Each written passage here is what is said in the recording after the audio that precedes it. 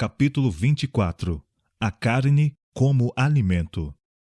O regime indicado ao homem, no princípio, não compreendia alimento animal.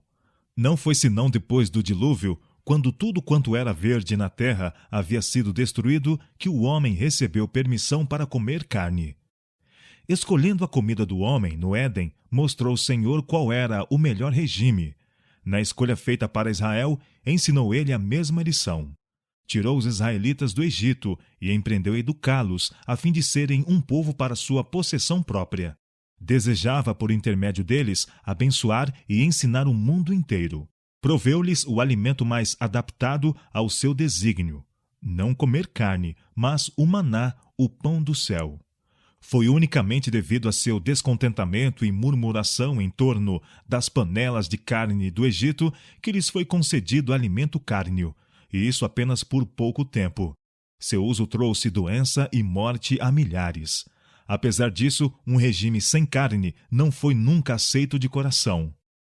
Continuou a ser a causa de descontentamento e murmuração, franca ou secreta, e não ficou permanente. Quando se estabeleceram em Canaã, foi permitido aos israelitas o uso de alimento animal, mas com restrições cuidadosas, que tendiam a diminuir o mal. O uso da carne de porco era proibida, bem como de outros animais e aves e peixes, cuja carne foi declarada imunda. Das carnes permitidas, era estritamente proibido comer a gordura e o sangue. Só se podiam usar como alimento animais em boas condições. Nenhum animal despedaçado, que morrera naturalmente, ou do qual o sangue não havia sido cuidadosamente tirado, podia servir de alimento. Afastando-se do plano divinamente indicado para seu regime, sofreram os israelitas grande prejuízo. Desejaram um regime cárneo, e colheram-lhe os resultados. Não atingiram o ideal divino quanto ao seu caráter, nem cumpriram os desígnios de Deus.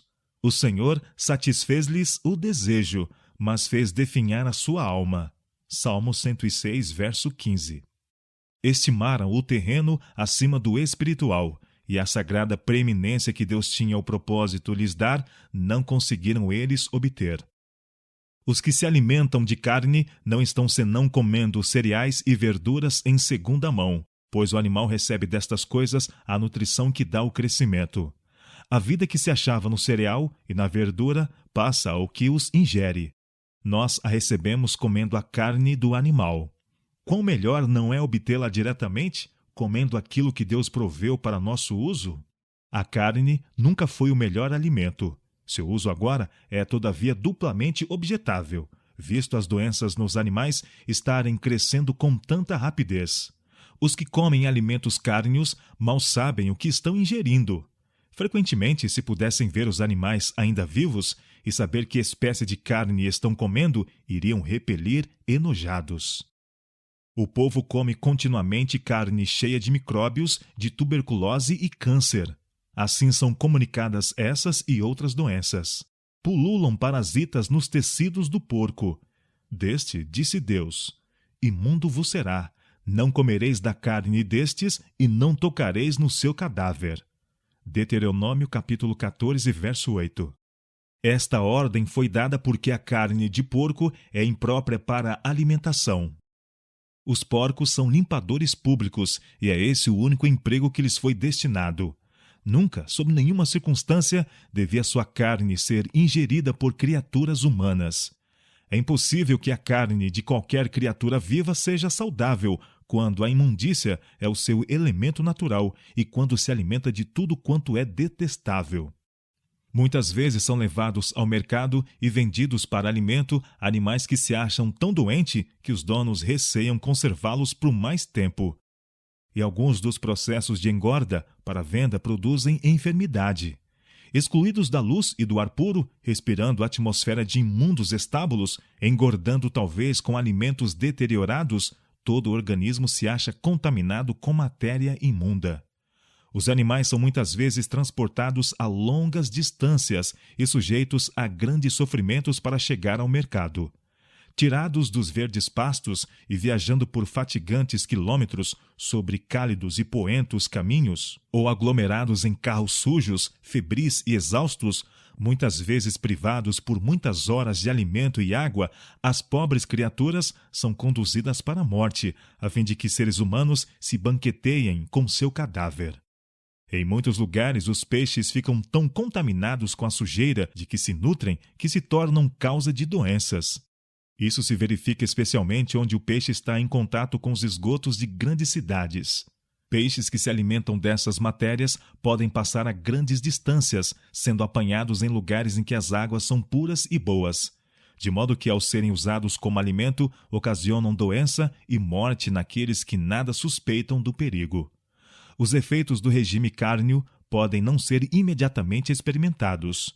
Isto, porém, não é nenhuma prova de que não seja nocivo. A poucas pessoas se pode fazer ver que é a carne que ingerem o que lhes tem envenenado o sangue e ocasionado sofrimentos. Muitos morrem de doenças inteiramente devidas ao uso da carne, ao passo que a verdadeira causa não é suspeitada nem por eles, nem pelos outros.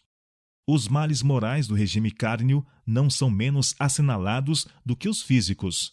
A comida de carne é prejudicial à saúde, e seja o que for que afete ao corpo, tem seu efeito correspondente na mente e na alma.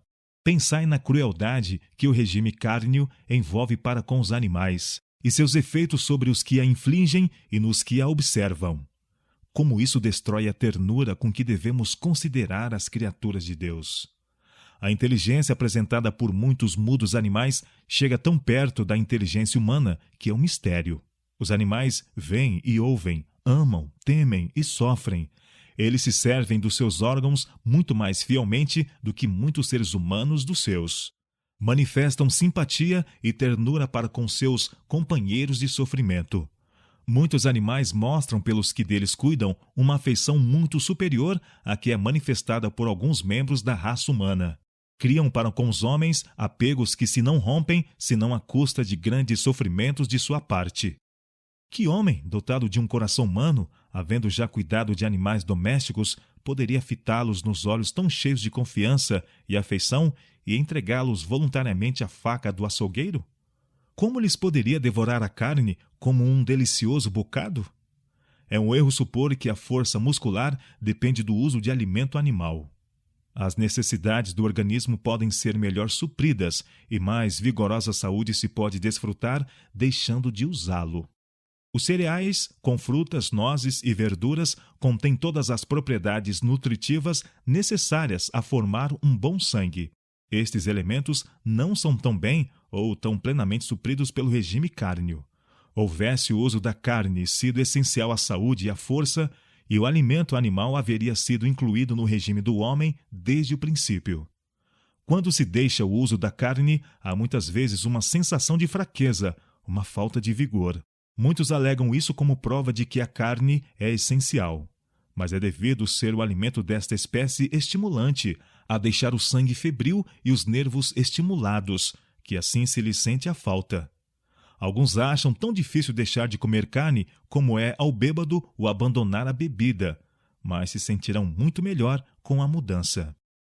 Quando se abandona a carne, deve substituí-la com uma variedade de cereais, nozes, verduras e frutas, os quais serão a um tempo nutritivos e apetitosos.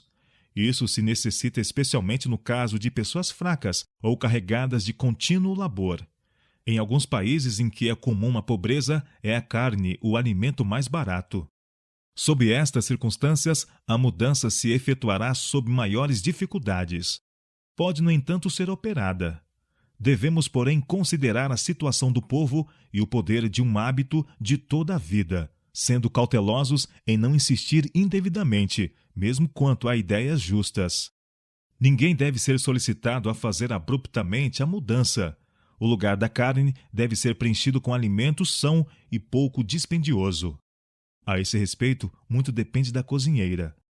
Com cuidado e habilidade se podem preparar pratos que sejam, ao mesmo tempo, nutritivos e saborosos, substituindo em grande parte o alimento cárneo. Em todos os casos, educai a consciência, aliciai a vontade, supri alimento bom, saudável, e a mudança se efetuará rapidamente, desaparecendo em breve a necessidade de carne. Não é o tempo de todos dispensarem a carne da alimentação? Como podem aqueles que estão buscando tornar-se puros, refinados e santos, a fim de poderem fruir a companhia dos anjos celestes, continuar a usar como alimento qualquer coisa que exerça tão nocivo efeito na alma e no corpo? Como podem tirar a vida às criaturas de Deus a fim de consumirem a carne como uma iguaria? Volvam antes a saudável e deliciosa alimentação dada ao homem no princípio, e a praticarem e ensinarem a seus filhos a misericórdia para com as mudas criaturas que Deus fez e colocou sob nosso domínio.